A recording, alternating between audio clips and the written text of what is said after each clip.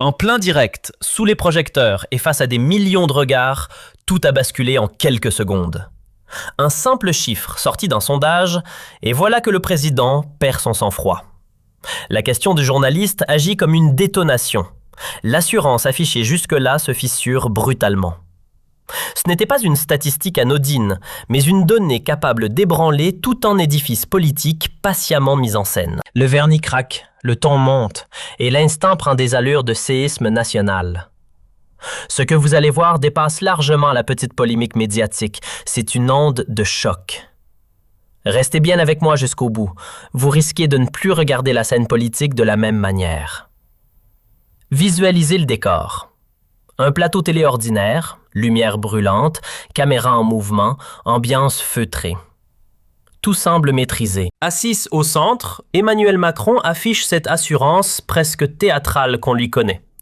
Dans son esprit, la mécanique est parfaitement huilée. Son parti, ses soutiens, le cap à suivre, tout lui paraît aligné. Il s'imagine en figure providentielle, celui qui guiderait son camp vers un nouveau chapitre au-delà de sa propre ère. Puis survient l'instant de bascule. Une question tombe, appuyée par les chiffres les plus récents. Renaissance plafonne à 20%. Pas une simple baisse, mais une chute symbolique, presque humiliante. L'expression se durcit, le regard se trouble, le masque commence à glisser. Ce qui paraissait solide vacille en direct. Comment en est-on arrivé là? Ce n'est pas un accident isolé. C'est l'addition de choix contestés, de signaux ignorés, d'un éloignement progressif du terrain. L'onde de choc ne vient pas seulement des électeurs du RN. Même le Parti socialiste prend ses distances, et cela malgré la main tendue récemment comme ultime tentative de rapprochement. Ce retournement n'est pas un détail, c'est le symptôme d'un isolement grandissant. Une ultime opportunité, vraiment? Soyons lucides, quand un parti stagne entre 12 et 14% d'intention de vote, il ne joue plus les premiers rôles. Il lutte pour rester visible. Le PS vacille, presque relégué au second plan. Et pendant ce temps, Renaissance ne respire guère mieux. Le mouvement présidentiel glisse dangereusement vers la barre des 20%, symbole d'un sérieux avertissement électoral. Face à cette descente, on pourrait s'attendre à une remise en question. Mais non, le secrétaire général choisit une autre stratégie. Plutôt que d'assumer la baisse ou de tendre la main aux électeurs déçus, il brandit des accusations spectaculaires. Il pointe le RN du doigt et évoque l'ombre de l'espionnage. Le fameux cordon sanitaire? Il semble avoir perdu toute efficacité. Alors on change de registre. On cherche un nouvel angle d'attaque pour freiner l'ascension adverse. L'interview d'hier a marqué les esprits. Des propos tranchants, presque sidérants. Selon France Inter, il a exigé que le RN s'explique immédiatement sur ses soupçons. Oui, des soupçons. Le mot est important. On parle d'un supposé lien avec Moscou, d'un service rendu à Poutine. Et c'est à Bardella qu'on intime l'ordre d'éclaircir la situation. Pendant ce temps, une question demeure. Où sont passées les priorités?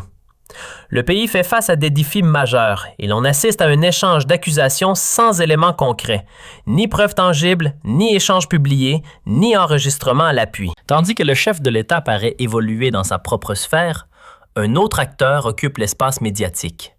Jordan Bardella, qui se pose en porte-voix d'une vérité que beaucoup estiment ignorer. À la tribune, le ton est offensif, presque chirurgical. Chaque phrase frappe. Bardella ne se contente pas de critiquer, il attaque là où ça fait mal. L'écart criant entre ceux qui décident et ceux qui travaillent. Il rappelle un contraste brutal. 10 années passées à l'Assemblée ouvriraient droit à environ 3 500 € de pension. Tandis qu'après 45 ans de labeur, un ouvrier dépasserait à peine les 1 200 €.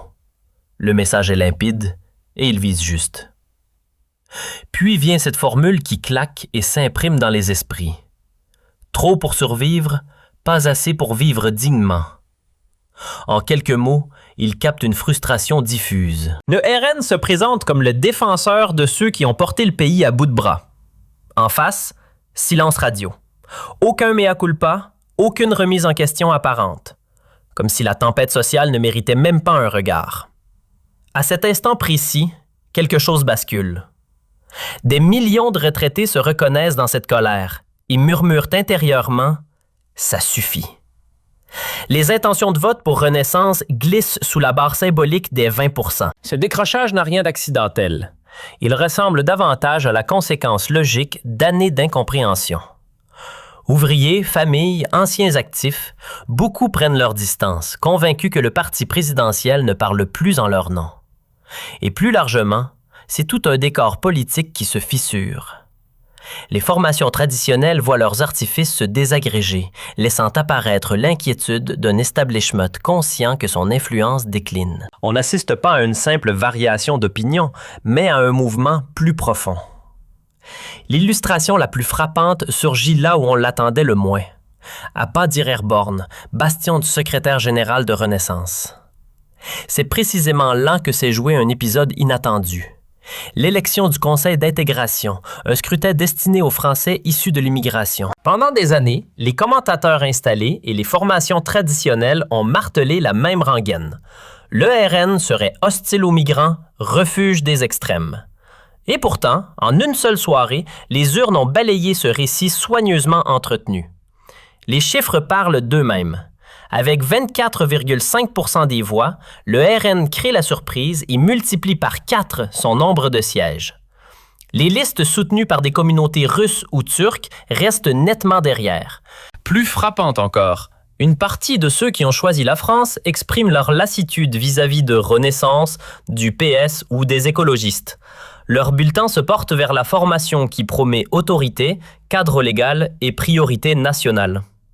Quant au fameux cordon sanitaire, érigé comme principe sacré par le camp présidentiel, il semble partir en fumée. Ce ne sont pas des discours qui l'ont affaibli, mais des électeurs de toutes origines. Ce vote résonne comme un camouflet pour l'establishment. Il suggère que le virage patriotique ne se proclame pas dans les tribunes, il se confirme dans les urnes. Et Bas-Dyrherborn pourrait bien être qu'un avant-goût. Inutile d'aller chercher en Allemagne de l'Est. Restons en Île-de-France, du côté d'Aulnay-sous-Bois. Là, la secousse est encore plus marquée. Un sondage IFOP crédite le RN d'un impressionnant 39%, tandis que Renaissance décroche à 27%. L'écart est net et le signal politique difficile à ignorer. Petit retour en arrière. En 2022, Renaissance dominait largement avec plus de 37%, tandis que le RN plafonnait autour de 21%. 2 ans plus tard, le paysage semble avoir été frappé par un véritable séisme. Le rapport de force s'est inversé. Le RN a quasiment multiplié son assise pendant que le camp présidentiel s'effrite. Le départ du premier ministre a laissé derrière lui un vide stratégique, un espace dont le RN s'est emparé sans hésiter, apparaissant désormais comme le pôle le plus solide du moment. Et il ne s'agit pas d'un simple frémissement local. En Île-de-France, région la plus dense du pays, un sondage Ipsos place le RN à 16%, avec une réserve de progression estimée à 21%. Rappelons qu'en 2022, il stagnait autour de 5,4%. Pendant ce temps, le PS glisse à 18% et les écologistes à 13%. À la lumière de ces données, le fameux barrage moral semble surtout survivre dans les salons feutrés de la capitale. Sur le plan national comme à l'international, le chef de l'État accumule les critiques, tandis que son adversaire engrange des points. D'après le baromètre France, près d'un tiers des citoyens considèrent le RN comme le plus crédible sur la question de l'asile, devant Renaissance. Sur les sujets économiques, diplomatiques ou fiscaux, la dynamique lui est également favorable. Dès le départ, Jordan Bardella avait lancé un avertissement. Cette alliance ne tiendra pas.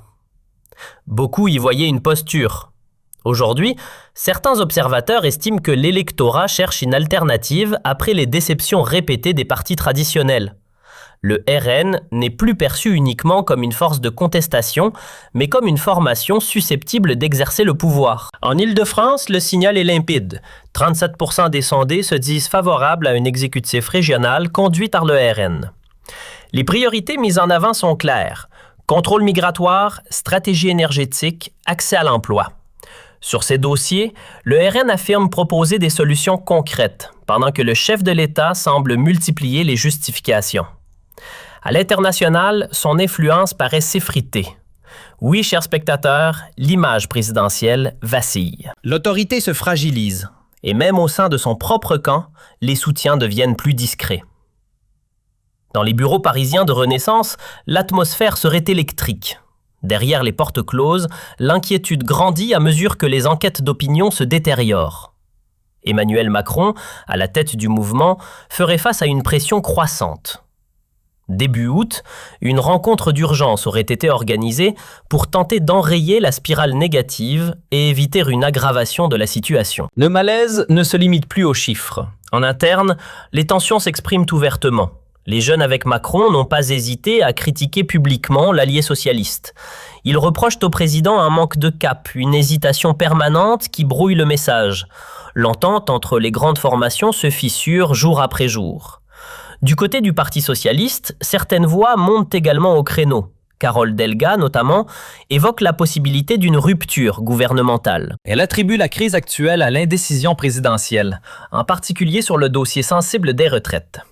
Le PS, de son côté, réclame que ces propositions soient adoptées sans réserve, accentuant encore les tensions au sommet. À force d'hésitation stratégique et de rapports de force maladroits avec le PS, le camp présidentiel finit par lasser jusqu'à ses propres soutiens historiques. Ceux qui votaient autrefois par fidélité commencent à douter. Résultat, une partie de cet électorat regarde ailleurs et trouve une alternative du côté du RN. En interne, Renaissance encaisse critiques et tensions, tout en voyant planer la menace d'une fuite continue de ses voix. Mais le chiffre le plus révélateur arrive maintenant. En matière de fidélité électorale, le RN domine largement. Près de 67% de ses sympathisants affirment qu'ils maintiendront leur choix aux prochaines législatives. En comparaison, Renaissance ne sécurise que 49% de ses électeurs. Le PS descend à 43% et LREM à 36%. L'écart est net, presque brutal. Autrement dit, le RN ne se contente pas de progresser, il consolide. Ces 67% ne parlent pas d'une préférence passagère, mais d'une décision ferme. Quelles que soient les turbulences à venir, ils annoncent qu'ils glisseront le même bulletin dans l'urne. Si cette analyse vous interpelle, abonnez-vous dès maintenant, laissez un like, partagez votre avis en commentaire et rejoignez le canal Telegram pour ne rien manquer des prochaines révélations.